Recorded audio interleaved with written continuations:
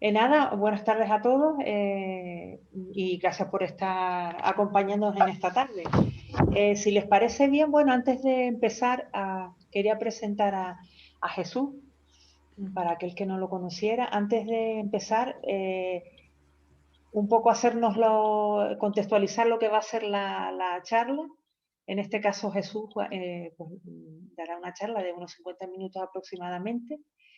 Y después de eso, pues se formará un debate. Para eso tenemos las herramientas del chat como no somos demasiados, igual ir levantando la mano, podemos arreglar las cuestiones y las dudas y todo eso y hacer un debate, ¿no, Kino? Sí, yo tomaré nota de las personas que quieran hablar una vez que acabe Jesús, ¿no? Entendemos. Así que si quieres, Jesús, puedes empezar la charla y habrá un coloquio posterior. Vale, pero que no empiece, que lo voy a presentar. Pues venga, empieza. Eso. Y nada, bueno, antes de presentar a Jesús, decirle que, bueno, estamos aquí, Kino de la Reserva de la Biosfera, la compañera Ana Carrasco y de la Reserva de la Biosfera, y yo del Geoparque, ¿vale? Pues nada, estimados todos, pues como les comentaba antes, quería darles las gracias un poco por estar esta tarde con nosotros celebrando el Día de la Madre Tierra. Como hemos comentado, esta actividad es fruto de la colaboración entre las dos designaciones UNESCO que UNESCO ha otorgado a este territorio, que son la Reserva de la Biosfera y el Geoparque Mundial de la UNESCO.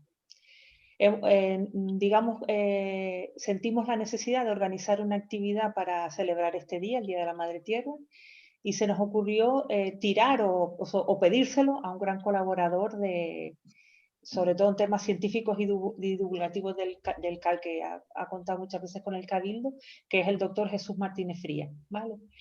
El doctor Jesús Martínez Frías nos acompañará hoy.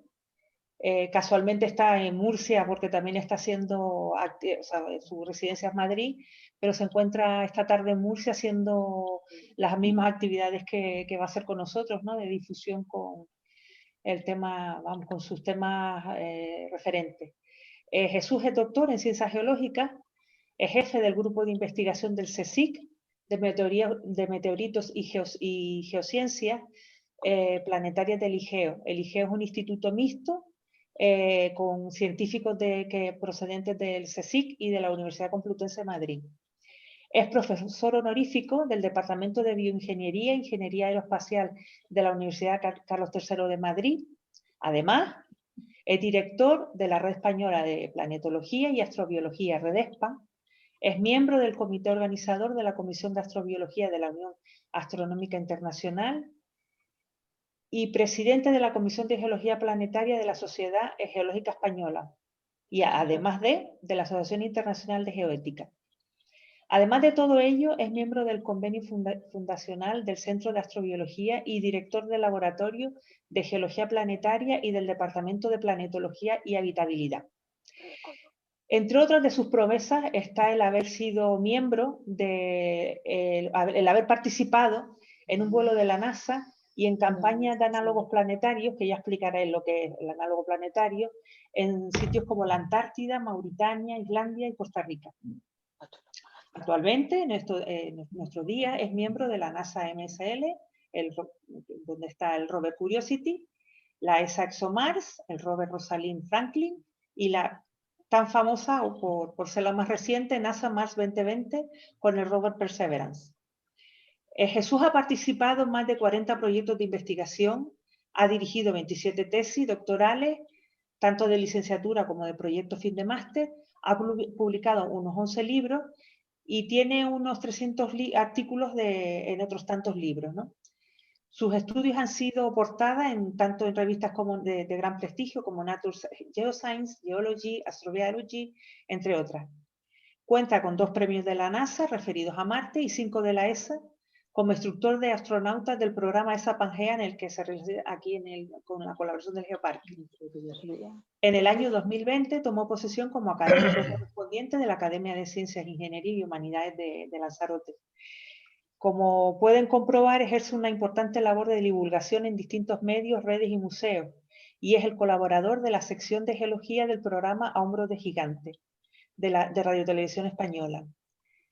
Ahora bien, después de describir estos méritos, es importante hacer mención, yo entiendo que es importante hacer mención a la estrecha relación que Jesús tiene con el Cabildo de Lanzarote, con esta isla y con el Cabildo de Lanzarote especialmente, y sobre todo en los últimos años, ya que además de participar, en este caso junto al Geoparque, mediante un convenio específico de 3 años sobre análogos planetarios, ha generado una gran cantidad de artículos científicos, productos de investigación centrados en nuestra isla y centrados en los valores digamos, de nuestro territorio.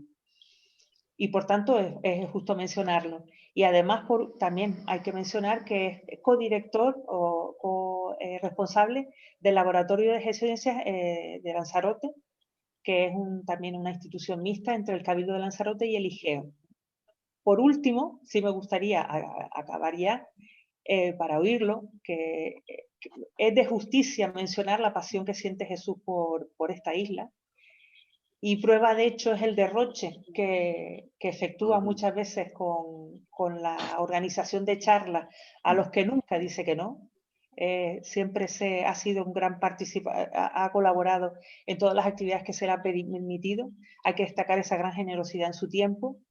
Y por último, esto sí ya, agradecerle, la isla le tiene que agradecer el que ha sido, gracias a Jesús y su participación en la expedición la última expedición a Marte, que Jesús haya puesto el nombre de Timanfaya en el parcelario de Marte y se haya hecho, digamos, eco en todo el planeta, que también lo explicará él. Sin más, ya pasamos le damos la palabra a Jesús. Lo único que pediría es que cerraran todos los micrófonos. Hay un micrófono abierto y eso distorsiona bastante la capacidad para hablar. Y si no les importa eso, cerrar todos los micrófonos y le damos paso a Jesús.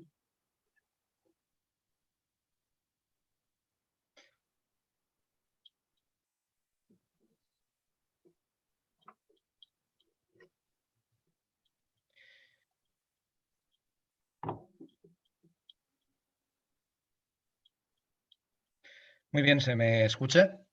Sí. Bueno, voy a compartir la pantalla. Espero que se vea bien.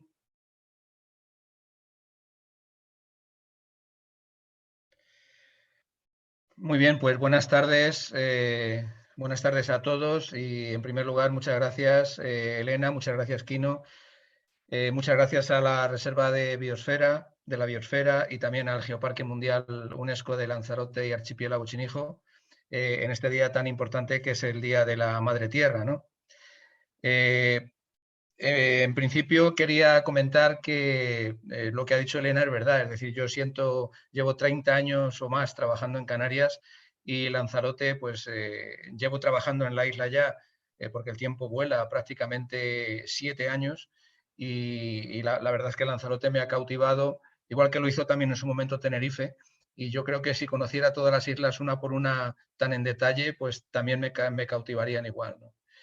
En este Día de la Madre Tierra, el tema que hemos seleccionado es el de la búsqueda de vida en Marte y más allá.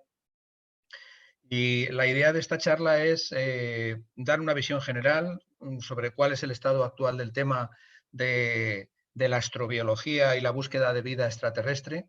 Y bueno, como comentaba Ana de la Reserva de la Biosfera, realmente cuál es la situación y qué tipo de vida podría existir en Marte en caso de que estuviéramos buscándolo, ¿no? Y de qué manera llevamos a cabo esta exploración astrobiológica que comienza en Marte, pero que obviamente va a ir mucho más allá, ¿no? Marte es el primer objetivo en la búsqueda astrobiológica de vida dentro de nuestro sistema solar, ¿no? Todavía no hemos llegado físicamente en misiones tripuladas al planeta, pero como veremos, pues hay una serie de misiones robóticas que ya están trabajando en los rovers, en los que me cabe el honor de estar participando. En la misión del Curiosity ya llevo trabajando desde que me incorporé en el año 2004, hace 17 años, Y bueno, pues estos rovers, estos vehículos, están equipados con una instrumentación especializada que nos está proporcionando una información extraordinaria sobre el planeta rojo, ¿no? Así que, bueno, pues sin más voy a comenzar esta charla diciendo que sobre todo hay que tener en cuenta que nosotros estamos viviendo un momento crucial en el ámbito de la exploración espacial, ya que somos, a mí me gusta llamarla la generación del espacio. Nosotros hemos tenido la suerte, precisamente la semana pasada, el lunes de la semana pasada se cumplían 60 años de la salida del primer hombre al espacio, de Yuri Gagarin. Y bueno, poco a poco hemos ido viendo cómo el espacio también nos va cautivando, ¿no? Igual que Canarias, el espacio está siendo otro sitio donde nosotros podemos desarrollar nuestras actividades como humanidad en general, ¿no? El espacio supone un reto científico, tecnológico y sociocultural en general y está suponiendo realmente un cambio de paradigma, ¿no? Un cambio de paradigma, puesto que, como veremos más adelante, sin darnos cuenta, nos está impregnando, ¿no? Igual que Canarias nos impregna de esa pasión telúrica, volcánica, ¿no? Yo creo que el espacio también nos está impregnando en todas nuestras actividades cotidianas sin que seamos casi conscientes de ello, ¿no?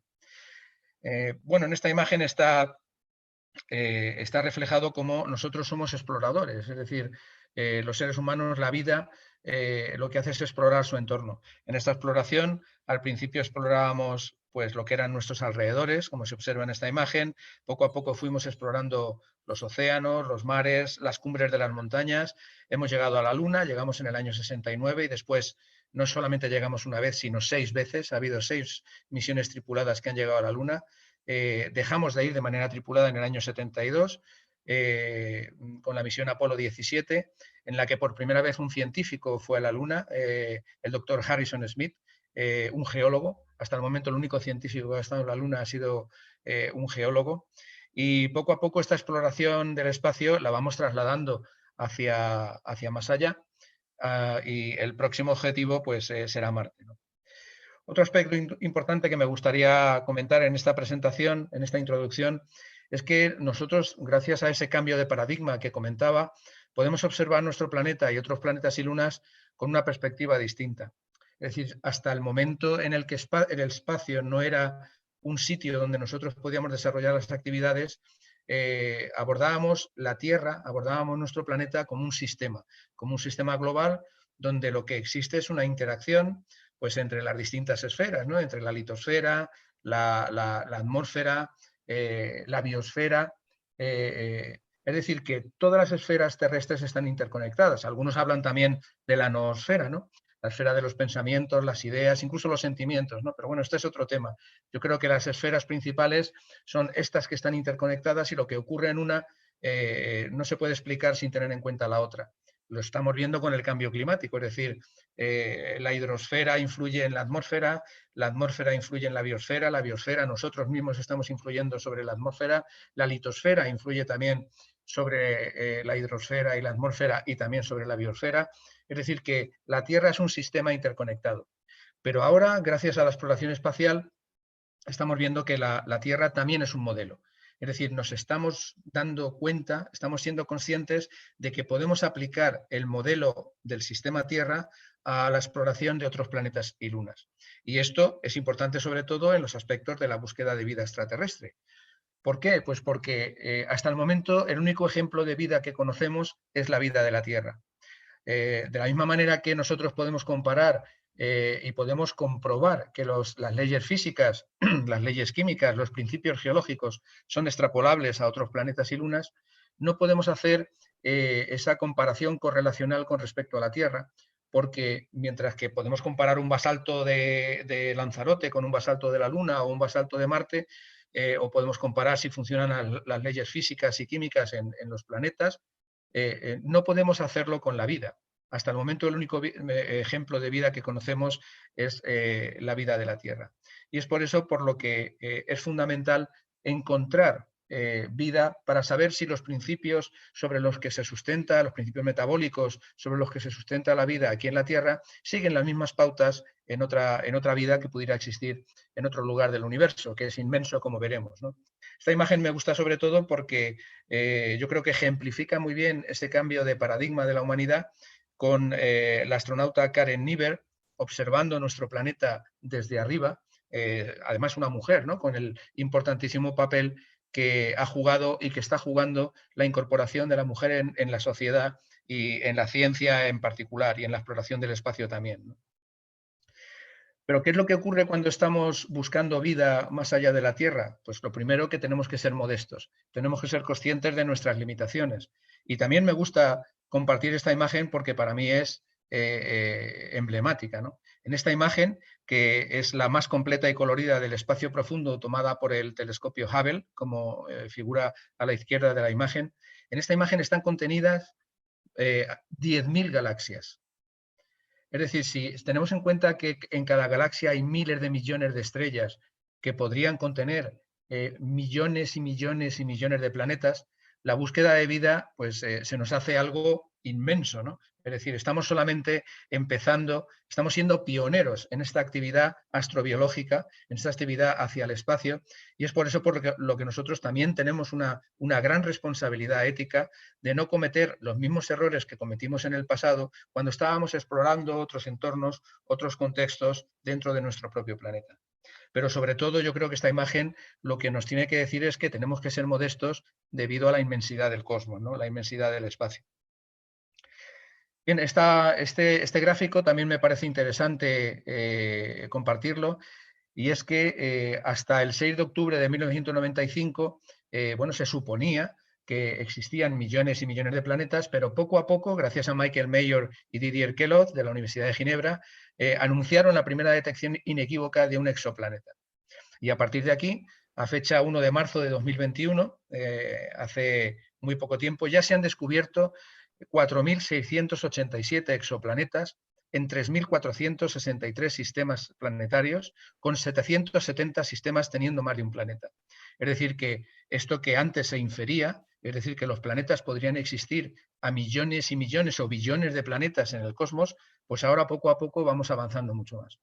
Pero claro, se estaban descubriendo otros tipos de planetas, planetas sobre todo muy grandes, planetas enormes, y no planetas que fueran parecidos a lo que son las tierras, las nuevas tierras, ¿no? Planetas de tipo Tierra. Pero poco a poco se va avanzando y vamos descubriendo planetas incluso potencialmente habitables. Esta es una imagen del PHL, que es el Laboratorio de Habitabilidad Planetaria de la Universidad de Puerto Rico, en Arecibo, donde también me honra ser colaborador de este laboratorio dirigido por el profesor Abel Méndez. Aquí están listados los principales exoplanetas potencialmente habitables. Pero claro, nosotros, si quisiéramos buscar vida, estas no son imágenes reales, son imágenes figuradas, son ilustraciones, porque todavía no tenemos la capacidad suficiente para hacer fotografías de estos planetas, pero sí son unas ciertas inferencias de cómo serían, de acuerdo con los estudios que los astrónomos y astrofísicos han realizado sobre estos exoplanetas. Pero si nos damos cuenta, el más cercano se encuentra a 4.2 años luz, es decir, lejísimos. Y por lo tanto, bueno, pues realmente es un objetivo muy difícil de alcanzar, al menos con los actuales medios de transporte, ¿no? Incluso dentro de nuestro sistema solar las distancias son inmensas.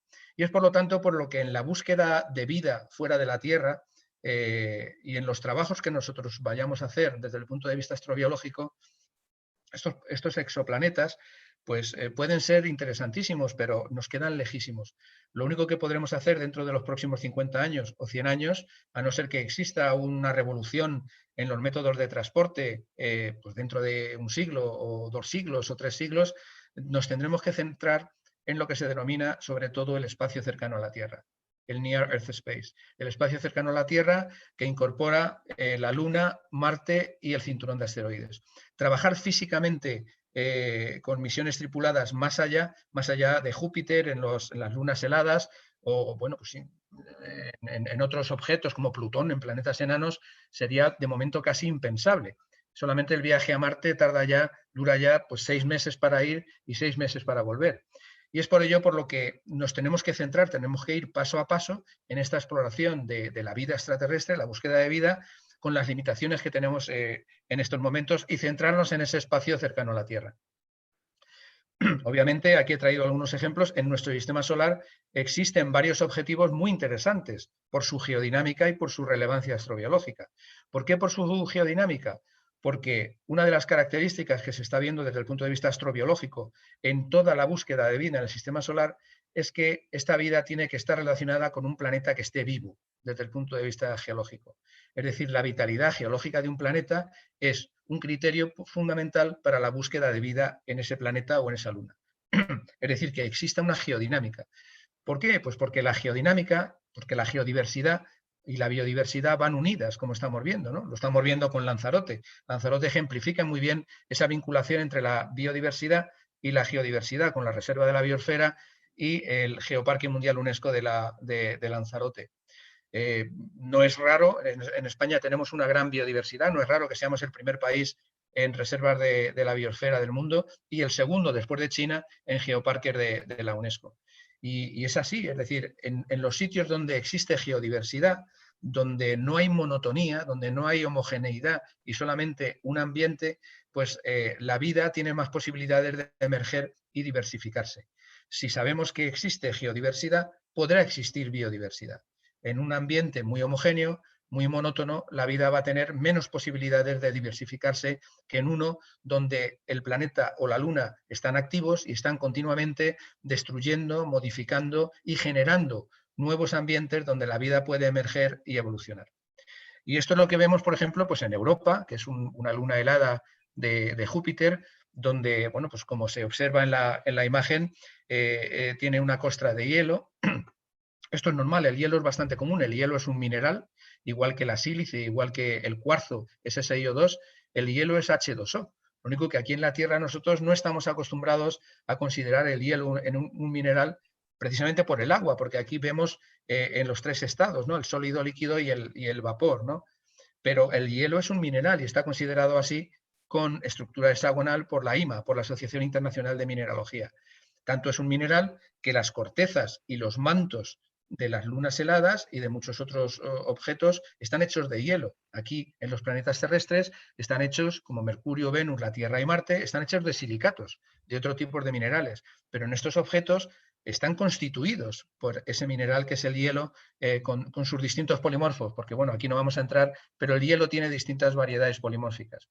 Aquí vemos estas líneas rojas, que son líneas enriquecidas en sales, ya se han analizado y se ha visto que son sales hidratadas, y se ha visto que Europa tiene una vitalidad geológica, tiene una actividad geodinámica importante. Europa, además, si seguimos los modelos clásicos de cómo varía la temperatura en el interior de un cuerpo planetario, pues ese hielo que hay en la superficie estaría fundido o semifundido por debajo de la superficie, igual que ocurre en la Tierra con el manto terrestre. Hay una parte del manto, que es la estenosfera, donde tenemos los silicatos que están fundidos o semifundidos. En Europa ocurriría igual, lo único que el hielo está fundido y por lo tanto por debajo de la corteza de la costra de Europa tendríamos un gigantesco océano. Y esto nos da, bueno, pues nos hace ser optimistas en lo que es la búsqueda de vida desde esta perspectiva. Porque tampoco hay que confundir habitabilidad con vida, ya lo veremos más adelante. En Encélado ocurre lo mismo, es otra luna helada y en esta imagen, que es espectacular, vemos como hay géiseres de material de agua, además, que está surgiendo desde el interior del cuerpo. Es decir, también es un objeto que está vivo desde el punto de vista geológico, tiene una geodinámica activa. También es un objeto interesante desde el punto de vista astrobiológico. O Titán, ¿qué decir de Titán? Que bueno, pues tiene un ciclo parecido a lo que podríamos llamar el ciclo de Wilson aquí en la Tierra, pero no involucrando agua, sino involucrando hidrocarburos. En Titán se ha visto que existe escorrentía superficial, pero no con agua, sino con hidrocarburos, con metano y probablemente también etano, con ríos, torrentes, lagos y mares, como los que se observan en esta imagen, que es real, de metano y no de agua. Y bueno, pues Titán en este caso podría ser parecido de alguna manera a lo que pudo haber sido la Tierra primitiva, con esas altísimas concentraciones de compuestos orgánicos que no tienen por qué estar relacionados con la vida, pero sí puede ser un ambiente, un entorno, un contexto donde la vida también podría emerger. Y finalmente Plutón es otro objeto que he traído aquí, interesante desde el punto de vista geológico. Se ha visto con la misión Nuevos Horizontes, con la New Horizons, como Plutón también está vivo desde el punto de vista geológico. Esto es una corteza de hielo, con montañas de hielo de más de 3.000 metros de altitud, y por lo tanto con una vitalidad geológica que también nos hace ser optimistas en que Plutón, en su asociación de Plutón-Caronte, también se han detectado compuestos orgánicos en ambos objetos. Es decir que, dentro de nuestro sistema solar tenemos una serie de objetos interesantes desde el punto de vista astrobiológico, pero como veremos más adelante, Marte es el principal objetivo. Esta imagen para definir qué es la astrobiología. La astrobiología es una imagen del Centro de Astrobiología, del CAP. La astrobiología lo que pretende es comprender si la vida es realmente una evolución, una consecuencia de la evolución del universo. Es decir, el universo, que es materia y energía, evoluciona desde que se forman las primeras partículas, las primeras nebulosas, se empiezan a estructurar las nebulosas primitivas, como la nebulosa solar primitiva de nuestro sistema solar, los primeros compuestos orgánicos, se empiezan a crecionar los planetas y las lunas. Dentro de estos planetas que empiezan a evolucionar se desarrollan los primeros organismos, y estos primeros organismos evolucionan hasta llegar a lo que es el ser humano, que se pregunta si este proceso, de alguna manera nosotros nos consideramos en la cúspide de esa evolución, y nos estamos preguntando como seres vivos si ese proceso puede haber ocurrido desde el punto de vista científico en otro sitio. La astrobiología es, por definición, multidisciplinar y transdisciplinar, es decir, es como una especie de plaza a la que se puede llegar desde distintas calles. Se puede llegar a la astrobiología desde la astrofísica, desde la astronomía, desde la química prebiótica, desde la geología planetaria, desde la ecología microbiana, desde la microbiología e incluso desde la filosofía, ¿no? El presidente de la Asociación de Astrobiología de Perú es un filósofo, ¿no? Es el doctor Octavio Chón. Y hay muchos aspectos relacionados con la astrobiología que se pueden abordar desde distintas disciplinas. Las preguntas que se hace la astrobiología, que es la ciencia, por así decirlo, que estudia todo esto de lo que estoy hablando, aquí esta imagen refleja la hoja de ruta, el NASA Astrobiology Roadmap, con 3 preguntas principales y una serie de objetivos, pero las 3 preguntas principales son: ¿cómo empezó y se desarrolló la vida en la Tierra? La segunda sería si existe vida en algún lugar del universo, que es lo que estamos viendo. Es decir, sería un objetivo táctico. Si nosotros queremos comprender qué es la vida y queremos compararla con algún otro ejemplo de vida, el objetivo estratégico es comprender si la vida es una evolución del universo, pero el objetivo a menor escala, el objetivo táctico, nos obliga a buscar vida para compararla con la vida terrestre, basada en el agua líquida y en la química del carbono, que es toda la vida que conocemos en la Tierra, está basada en estos 2 conceptos fundamentales, que son los que se utilizan como directrices para la búsqueda de vida fuera de nuestro planeta. Y la tercera pregunta es una pregunta que se amplió con respecto a lo que fue la primera definición o establecimiento de este roadmap, de esta hoja de ruta, es cuál es el futuro de la vida en la Tierra y más allá. Y esto se amplió, y es importante porque al hablar de cuál es el futuro de la vida en la Tierra y más allá, también significa que la astrobiología engloba, incluye a los seres humanos, nos incluye a nosotros mismos. Es decir, la astrobiología no se basa solamente en lo que era al principio, la búsqueda de biomarcadores o la búsqueda de huellas de vida en otro sitio, sino que lo que hagamos nosotros como seres humanos, tanto en la Tierra, en el futuro de la Tierra y fuera de ella, también se considera dentro del campo de la astrobiología. Bien, por dar unas pinceladas de la astrobiología en España, la astrobiología ahora mismo está representada por 2 organizaciones o 2 instituciones, por así decirlo. Una es el Centro de Astrobiología, del cual pues, me cabe el honor de haber sido también miembro del convenio fundacional. Yo estuve en el CAP desde el año 98, cuando todavía no había edificio. Tardó varios años en construirse, estuve 14 años en el CAP, y posteriormente la Red Española de Planetología y Astrobiología, Redespa, bueno, pues que la organicé en el año 2013, y consideré que era importante que tuviéramos una red, porque si es importante que tengamos un centro de excelencia, también es importante, como ocurre por ejemplo en Europa o en otros países, que exista algo un poco más amplio, un poco más inclusivo, donde en esta red se incorporen individuos, grupos de investigación de departamentos, observatorios astronómicos, periodistas científicos y todas aquellas personas que de manera inclusiva quieran participar en el desarrollo de la red. La red es totalmente libre y gratuita y afortunadamente pues estamos estableciendo muchísimos contactos pues con Iberoamérica, en Europa. Redespa ha sido cofundadora del Instituto Europeo de Astrobiología, de la Red Iberoamericana de Astrobiología, de la componente o de la sección de Ciencias Planetarias y Astrobiología de la ARABU, de la Arabian Geoscience Union, de la Unión Árabe de Geociencias, y también de la Unión de Ciencias Planetarias en África. Es decir, que desde Redespa nosotros estamos actuando realmente como una red útil que está conectando, está interconectando pues, países y continentes.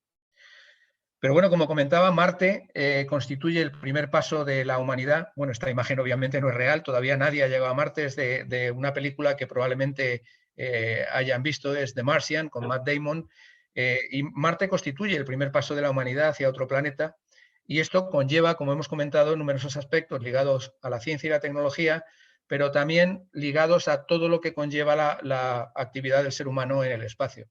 En el futuro, y ya se está empezando a abordar con dinero de las agencias espaciales, se están abordando aspectos de medicina espacial, de derecho espacial, de agricultura espacial, de arquitectura espacial, de ética espacial. Es decir, el espacio está siendo otro sitio donde nosotros podemos desarrollar nuestras actividades. Bien, si nos centramos en lo que es la búsqueda de vida en Marte, nos podemos plantear una serie de cuestiones que yo he puesto aquí. Una es, ¿fue Marte un planeta activo con vitalidad geológica? Ya hemos visto que esto es clave, ¿no? La geodiversidad hemos visto que es importante para que exista esa biodiversidad. Es decir, si queremos saber si en Marte hubo una biosfera, o incluso puede seguir habiéndola, no se descarta, no en la superficie, pero sí debajo de la superficie. En Marte sabemos que hubo una atmósfera, existe una litosfera, existió una hidrosfera, porque existió, como veremos, agua líquida en superficie, pero no sabemos si existió una biosfera. Y ahora veremos por qué. Otra pregunta que podemos hacer es si hubo agua líquida en el pasado del planeta, algo fundamental para la vida tal y como la conocemos. Si Marte todavía está activo en la actualidad, si Marte estuviera activo en la actualidad, si estuviera vivo, pues esto ampliaría, incrementaría las condiciones de habitabilidad, como hemos dicho, por esa relación entre la vitalidad geológica y la posible existencia de vida. Y otra pregunta podría ser si existe actualmente agua líquida en Marte. Esto es muy difícil, la presión atmosférica en Marte es muy baja, está solamente entre 5 y 11 milibares y por lo tanto no existe presión suficiente de la atmósfera para mantener el agua líquida estable en la superficie. Es decir, parece que esto no es así, aunque se ha visto que cuando el agua se encuentra sobresaturada en una serie de sales, esas condiciones cambian. Y, por ejemplo, pues se han visto cosas sorprendentes en Marte, como que a 60 o 70 grados bajo cero, si ese agua está sobresaturada en percloratos, que son sales que están ampliamente distribuidas por la superficie de Marte, el agua puede permanecer a 50, 60 o incluso 70 grados bajo cero en estado líquido. Esto amplía, obviamente, las posibilidades de habitabilidad en esas zonas, ¿no? Bien, por eso la importancia del agua y lo que representa a escala de la habitabilidad planetaria también tiene que tener en cuenta estas cuestiones. Si fue Marte un planeta habitable en el pasado, esto el Curiosity ya nos dijo que sí. El Curiosity demostró algo que ya se conocía o se infería, pero el Robert Curiosity ya demostró que Marte fue habitable, estudiando el cráter Gale, encontrando un lago y bueno, muchas otras características que voy a comentar. Otra cuestión importante es si hubo en el pasado vida en Marte. No lo sabemos, pudo haberla. Ahora estamos intentando con esta nueva misión encontrar biomarcadores. Otra cuestión es si Marte es actualmente un planeta habitable. Obviamente el concepto de habitabilidad también varía, igual que el concepto de vida no está claro, pues el concepto de habitabilidad tampoco. Hay distintas definiciones de lo que es la habitabilidad. Obviamente la habitabilidad no puede ser definida solamente con las características de habitabilidad para los humanos, porque existen organismos que viven en ambientes extremos, organismos extremófilos que son capaces de cosas realmente increíbles. Y por lo tanto es muy importante no solamente definir qué es la vida, sino cuáles son los límites de la habitabilidad. Y finalmente otra pregunta podría ser si podría haber vida en la actualidad en Marte. Ya digo que en la superficie es dificilísimo, sobre todo porque Marte no tiene capa de ozono, la radiación ultravioleta es muy intensa, está entre 200 y 400 nanómetros y por lo tanto es muy lesiva, destruye prácticamente cualquier compuesto orgánico o un microorganismo que existiera en la superficie de Marte. Y bien, finalmente en relación con el agua, que como hemos visto es fundamental en relación con la vida, pues tenemos que tener en cuenta también varios aspectos que yo he marcado aquí. Uno, que no todo el agua de Marte es igual, igual que en la Tierra. En la Tierra no todo el agua es igual. No es lo mismo un agua lacustre que un agua de salmuera, que un agua oceánica, que un agua meteórica, que un agua marina, que un agua fluvial. El agua tiene condiciones hidroquímicas e isotópicas diferentes. Pues en Marte igual. Como veremos, Marte fue geodiverso, sobre todo en el pasado, y eso dio lugar a que hubiera una circulación y una transformación de las características primitivas del agua, dando distintos tipos de agua. En Marte no todo el agua representa los mismos procesos, los mismos ambientes y las mismas condiciones de habitabilidad, por esa geodiversidad y esa vitalidad geológica que tuvo Marte en el principio. No todo el agua de Marte es de la misma edad. Hay un agua que es más antigua y otra que es mucho más moderna. No es lo mismo el agua que está atrapada en forma de hielo bajo el suelo, bajo el regolito de Marte, que el agua que está atrapada, por ejemplo, en algunos minerales que se formaron hace 3.000 o 4.000 millones de años, como el yeso. Hay yeso de 3.000 millones de años, o jarosita, o de más edad, que tiene atrapado grupos hidroxilo o agua en su fórmula estequiométrica, y ese agua pues, es de distinta edad que el agua que nosotros encontramos ahora en los glaciares, en los polos marcianos, por ejemplo, ¿no? En el polo norte y en el polo sur. Y finalmente es importante saber si el agua forma parte actualmente en Marte de algún proceso dinámico.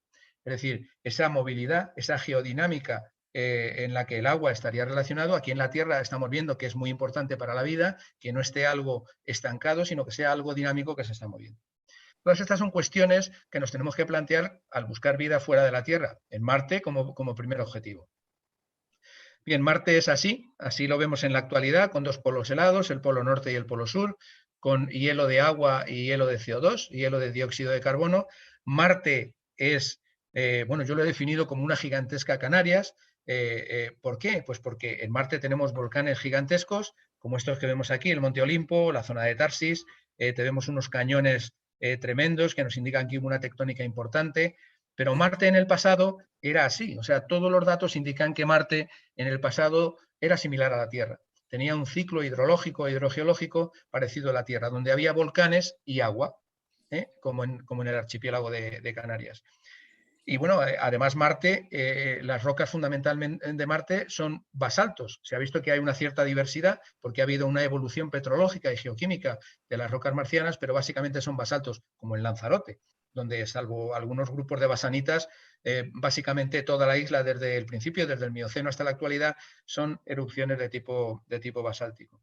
Y por lo tanto, pues esto nos enlaza con lo que podemos hablar en relación con los análogos, que como comentaba Elena al principio. Es decir, que para estudiar Marte nosotros utilizamos los meteoritos de Marte, que son fragmentos de Marte que llegan a la Tierra y nos permiten directamente estudiar esos minerales y esas rocas marcianas, las misiones a Marte, como las que vamos a ver, y también los análogos de Marte. Los análogos de Marte son determinadas zonas especiales y singulares de nuestro planeta que nos permiten estudiar pues, la Luna, Marte u otros cuerpos planetarios. Se llaman así, zonas análogas. Son análogos desde el punto de vista climático, geoquímico, microbiológico. No podemos hablar de análogos porque no hay ningún ejemplo de vida ni en Marte ni en ningún otro sitio, pero sí podemos inferir, de acuerdo con la microbiología de determinadas zonas de la Tierra, lo que podría haber desde el punto de vista microbiológico en Marte o lo que pudo haber en el pasado. Bien, para explicar qué es lo que pasó en Marte hay que tener en cuenta esa interacción entre las distintas esferas, como estaba viendo, ¿no? Que están en continua interacción. Aquí tenemos un ejemplo del volcán Calbuco de Chile, de esta erupción, donde vemos que bueno, pues el vapor de agua es el gas volcánico más común y constituye más del 70% de las emisiones totales. El dióxido de carbono supone entre el 10 y el 40%. Es decir, que si Marte estuvo activo en el pasado, los volcanes gigantescos que hubo tuvieron que tener un papel fundamental en marcar de alguna manera o definir las condiciones atmosféricas y las condiciones de habitabilidad superficiales de Marte. Aquí he traído esta imagen que me gusta ponerla muchas veces para que se vea la envergadura del Olympus Mons, del Monte Olimpo, que es un volcán gigantesco, ciclópeo, de 25 kilómetros de alto y unos 500 kilómetros de caldera, superpuesto sobre la península ibérica, para que se vea que Marte, siendo un objeto mucho más pequeño que la Tierra, pues tuvo una actividad volcánica tremenda. Y es por eso por lo que la atmósfera de Marte fue muy diferente en el pasado a cómo es en la actualidad. Marte cambió, Marte perdió su campo magnético, que tuvo que tenerlo. Ese campo magnético protegía a la atmósfera del viento solar. También sufrió un parón geodinámico, es decir, que Marte dejó de alguna manera de emitir esas ingentes cantidades de volátiles a la atmósfera y de enriquecer la atmósfera en vapor de agua y en muchos otros compuestos. Se fue apagando poco a poco y nos dejó un Marte residual, un Marte que es el que nosotros estamos viendo ahora. Pero en esta imagen pues podemos ver cómo era el Marte antiguo, un Marte con ciclos hidrotermales, con esa interacción entre el agua y los volcanes, que calentaba el agua y formaba sistemas hidrotermales, con lagos, ríos, mares y océanos. Y en cuanto a la vida, ¿qué podríamos decir en cuanto a la vida, en cuanto a la biosfera? Porque bueno, estamos hablando de la litosfera marciana, de la hidrosfera marciana, estamos hablando de la atmósfera marciana, de cómo ha cambiado, pero ¿qué pasa con la biosfera? ¿Hubo realmente o hay biosfera en Marte? Pues esto es lo que estamos intentando descubrir. En Marte sabemos que Marte estuvo activo con estas características similares a las de la Tierra, al menos siendo conservadores durante los primeros 1000 millones de años de evolución. ¿Qué ha pasado en la Tierra? Si utilizamos la Tierra como una analogía, como un modelo, aquí en la Tierra sabemos que las huellas más antiguas, con toda la controversia que hay sobre la vida más primitiva que existe, se remontaría alrededor de los 3.800 o 4.000 millones de años. Y la Tierra tiene una edad de unos 4.550 millones de años, datada mediante datación isotópica en meteoritos y también en rocas muy primitivas. Es decir, que si la vida apareció a los 500 millones de años en la Tierra, podemos suponer que en Marte, que incluso es más pequeño que la Tierra, tardó menos en enfriarse, tardó menos en conseguir las condiciones de habitabilidad, podríamos tener un rango de esos 500 millones de años. Es decir, si Marte estuvo activo durante los primeros 1000 millones de años y la vida aquí en la Tierra apareció a los 500 millones de años de empezar a formarse nuestro planeta, pues tal vez tenemos unos 500 millones de años, que no está mal, unos 500 millones de años donde la vida pudo emerger y tal vez diversificarse en muchísimos ambientes. Es decir, ¿qué tipo de microorganismos? Porque estamos hablando de microorganismos sobre todo. Porque claro, la vida necesita tiempo también para evolucionar, como se ve aquí en este esquema, ¿no? Pero ¿qué tipo de microorganismos podríamos tener? Bueno, pues si suponemos que en Marte ha habido sistemas volcánicos, sistemas hidrotermales, sistemas fluviales, lacustres, marinos e incluso un gigantesco océano, podríamos tener cortejos de microorganismos muy similares a los microorganismos que existen en nuestro planeta, porque estamos hablando de los mismos ambientes, con las mismas características geobiológicas. Y lo que ocurre es que todavía no podemos demostrarlo, esto está totalmente especulativo. Y además es dificilísimo, es muy complejo encontrar las huellas de esos microorganismos, ¿no? Ahora veremos que las misiones de los rovers están intentando primero definir las condiciones de habitabilidad y luego encontrar esos microorganismos. Bien, ya rápidamente, porque no tenemos mucho tiempo. En cuanto a la exploración de Marte, podemos hablar de este año como el año de Marte. El 2021 es un año especial y paradigmático porque por primera vez han llegado a principios de año 3 misiones de 3 agencias espaciales tan dispares como China, la misión 1 o por ejemplo, Hope, la misión de Emiratos Árabes Unidos, o la misión del Perseverance, ¿no? Del rover Perseverance, la misión Mars 2020, donde a mí, como ha comentado Elena, me cabe el honor de participar. Bien, aquí traigo algunas misiones para que se vea cómo han evolucionado los orbitadores, los landers, que son estos vehículos que no tienen ruedas, los landers, y los rovers, cómo han evolucionado desde el pequeño Pathfinder del año 96, el Sojourner, hasta los Spirit y Opportunity, que eran 2 rovers gemelos del año 2003, que llegaron en el 2004, el lander Phoenix, que llegó al polo norte de Marte y pudo arañar su superficie y confirmar la presencia de agua, de hielo de agua por debajo de la superficie a tan solo unos pocos centímetros.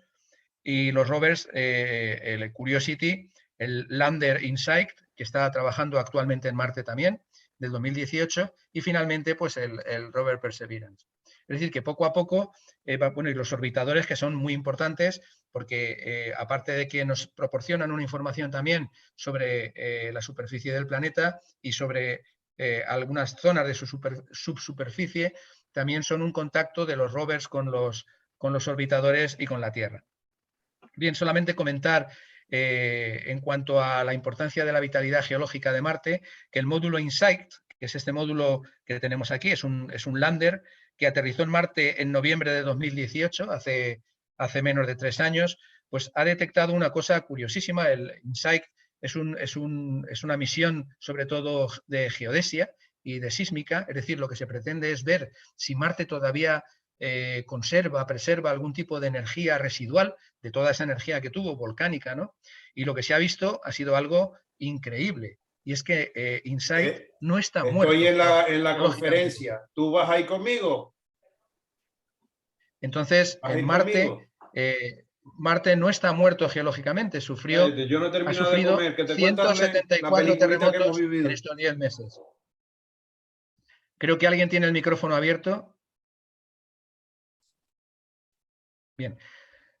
Y esto nos hace ser optimistas también en cuanto a lo que hablábamos de la búsqueda de vida, porque si Marte está vivo desde el punto de vista geológico, aunque sea de manera pues muy lenta, Marte tiene un metabolismo muy lento, no como el de la Tierra, pues también es interesante para la búsqueda de vida por debajo de la superficie.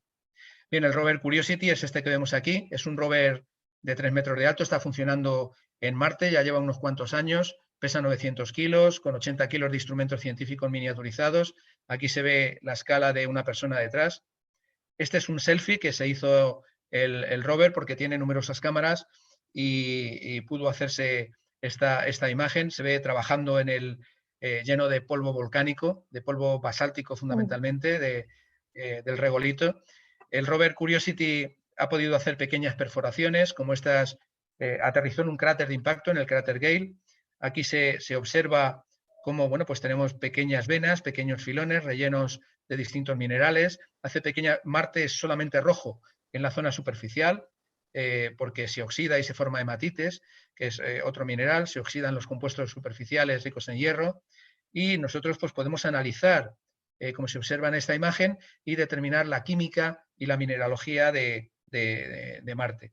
Aquí en este GIF animado pues se observa como el RAT, se llama así, el Rover Abrasion Tool, pues permite hacer estas pequeñas perforaciones. Si todo va bien, con la misión ExoMars 2022 del año que viene de la ESA, podremos, en la que también tengo la suerte de participar, pues podremos hacer perforaciones de hasta 2 metros de profundidad. Bien, en relación con el agua, pues dentro de la misión de Rover Curiosity he traído solamente 2 artículos, pero que para mí son muy importantes. Están publicados además en 2 revistas de las más importantes del mundo. Nosotros tuvimos la suerte de ser portada en Nature Geoscience, hablando precisamente del agua líquida y la actividad del agua en el cráter Gale, donde encontramos pues, cosas interesantísimas, como que había una ciclicidad diurna-nocturna entre la absorción de agua de la atmósfera con respecto al regolito marciano enriquecido en percloratos. Y bueno, pues la revista decidió que el artículo pudiera ser la portada de Nature Geoscience. Otro trabajo muy interesante de los numerosos que se han publicado en la misión del Curiosity fue este descubrimiento de chimeneas de sedimentos fluidificados, que fue portada también en la revista Geology de la Sociedad Geológica de América, que es la más importante del mundo de geología junto con Nature Geoscience, ¿no? Y bueno, aquí traigo curiosamente pues estas estructuras, estas chimeneas de sedimentos fluidificados en Marte, y estas que descubrimos nosotros hace muchos años, por ejemplo, en la zona del Jaroso, en Sierra Almagrera, similares a las que se están encontrando en Marte y que además han sido citadas en el artículo de Geology. Bueno, simplemente poner algunos ejemplos en relación con el agua, tal y como lo vemos en la Tierra. Bien, algunas imágenes sobre la misión Hope de Emiratos Árabes Unidos. Esta imagen es de la misión de Hope. Tianwen, en China, que tuvo su inserción el 10 de febrero del 2021. La misión china también va a llevar un pequeño rover. China está avanzando lentamente, bueno, no lentamente, realmente va a toda máquina, a toda velocidad, pero va poco a poco también. Este es un pequeño rover, no tiene las características del rover Perseverance, como veremos, pero por primera vez China tiene un orbitador y un rover que esperemos que ahora en mayo pues llegue y bueno, aterrice exitosamente en el planeta rojo, ¿no? Este es el rover Rosalind Franklin de ExoMars, que ya está preparado y que se espera que salga el año que viene, en el 2022. Y este es el rover que es muy parecido, o al menos desde el punto de vista exterior, es parecido al rover Curiosity que hemos visto antes, pero que desde el punto de vista de las innovaciones tecnológicas es totalmente distinto. Es un rover que lleva 7 instrumentos científicos, innovadores, con unas características espectaculares. Lleva también incluso un dron helicóptero, que ha sido noticia porque ha volado ya en un par de ocasiones.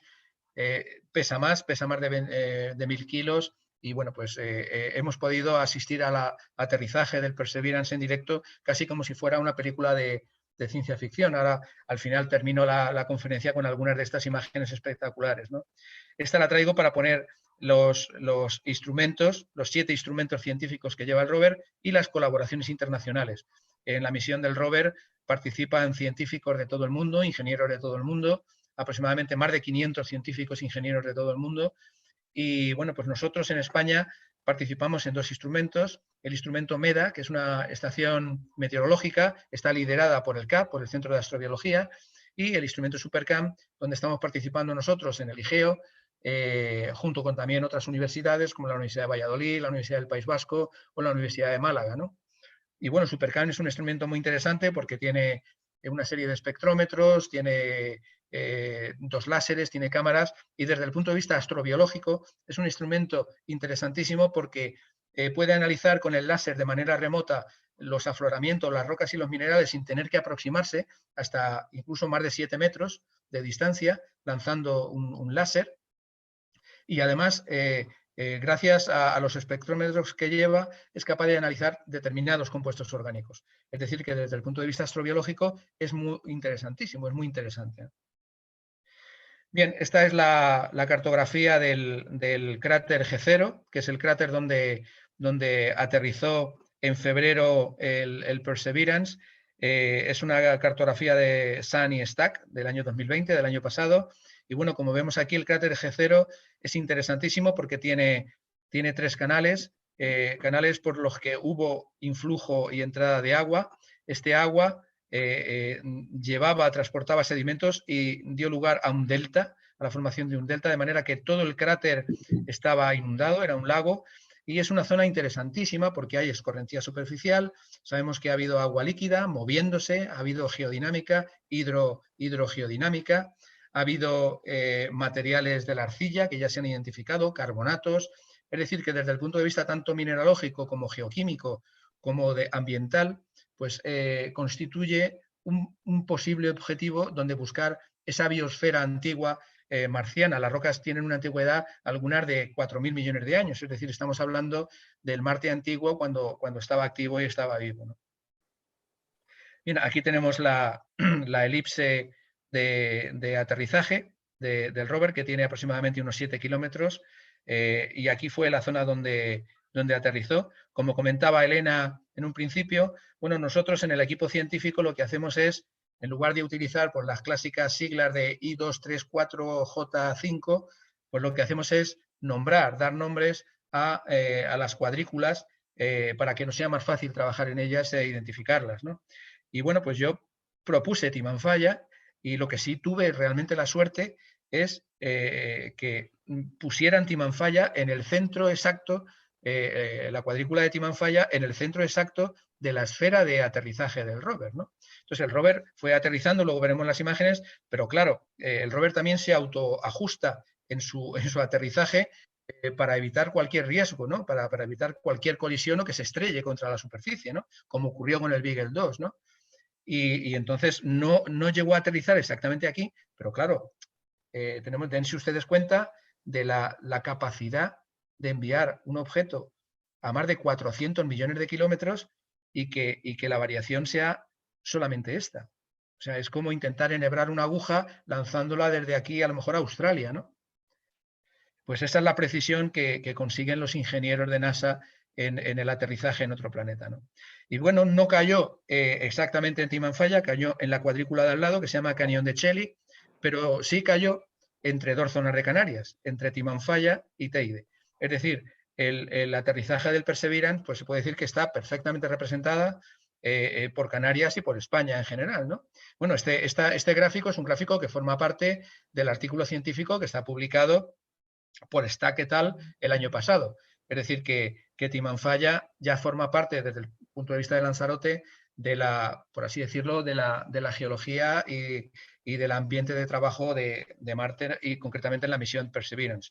Bueno, este cañón de Chelly fue rebautizado de nuevo por la NASA en nombre de una escritora afroamericana de ciencia ficción llamada Octavia Butler. Pero las zonas de trabajo, estas son denominaciones de trabajo con las que nosotros seguimos estudiando y trabajando. Bien, ya para terminar, esta es una imagen espectacular de la grúa que descuelga el rover. Está tomada desde abajo hacia arriba. Bueno, el rover lleva 23 cámaras con distintas resoluciones y distintas características. Y esta es la foto al contrario, tomada desde lo que es la grúa, el Sky Crane, del rover cuando va justo a aterrizar. Aquí se ve incluso la perturbación del regolito del suelo marciano como consecuencia del aterrizaje.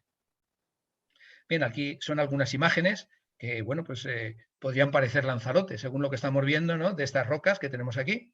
Son rocas volcánicas que se están analizando, se están estudiando. Aquí tenemos, ya está empezando a ver primeros resultados. Y bueno, pues por comentar algunos aspectos, el rover también lleva otras peculiaridades. Lleva una placa, homenaje al personal sanitario por el tema de la pandemia, por la COVID-19, por la perseverancia del personal sanitario, pues lleva un anagrama, un emblema, una placa de aluminio que está adherida al rover. Lleva también un pequeño esquema de todo lo que es, no sé si se ve bien, la evolución desde el sistema solar, los primeros organismos, la evolución hasta que llega el ser humano y luego la era espacial. Y aquí pues lleva también una placa con los millones de nombres de todas aquellas personas que han querido enviar su nombre al planeta rojo. Y luego lleva una serie de cosas curiosas y es materiales con distintas características que el rover y los espectrómetros utilizan para autocalibrarse. De alguna manera podemos enviar órdenes al rover para que en caso de que veamos que hay algún tipo de problema de los espectrómetros, se pueden calibrar, autocalibrar allí. Y una de las muestras que lleva es un meteorito marciano. ¿Qué mejor que un meteorito marciano para calibrar las características del suelo marciano que se va a analizar, ¿no? También lleva materiales con trajes, posibles trajes de los futuros astronautas, para saber cómo se comportan con respecto a las condiciones hostiles de la superficie de Marte. Y finalmente, esta es una foto muy reciente, este es un GIF animado del Ingenuity, el dron helicóptero, que también es una novedad porque por primera vez ha volado y se ha demostrado, ha sido estos días, que ha volado en la superficie de Marte. Se ha conseguido elevar unos pocos metros y poco a poco, bueno, pues se intentará que haga una exploración, como se observa en este GIF animado, donde pues pueda proporcionarnos información hasta varios cientos de metros y sea una especie de ayudante o asistente técnico del rover y además muy útil para futuras misiones, ¿no? Y bueno, simplemente para terminar, ya que estamos en el año de la Madre Tierra y en una colaboración que yo creo que es fundamental entre la biosfera y la geosfera, algo que es imprescindible cuando estamos trabajando en el espacio, en la búsqueda de vida, pues me gustaría dejar esta frase que he escrito aquí, es: en lo que a nosotros nos concierne como especie, protejamos y conservemos nuestro planeta porque es nuestra casa, ¿no? De momento no tenemos un planeta de tipo B, solamente tenemos el nuestro, ¿no? Pero bueno, la exploración espacial también nos está ayudando a tener esa sostenibilidad de nuestro propio planeta, ¿no? Actuemos responsablemente, ya que está en juego la supervivencia de numerosas especies, incluida la nuestra y nuestro futuro. La exploración del espacio es una fuente de progreso que contribuye al hallazgo de nuevos recursos, a nuestra habitabilidad y a la sostenibilidad en la Tierra. Y Marte, como estamos viendo, es solo el primer paso. Así que nada más, muchas gracias por su atención.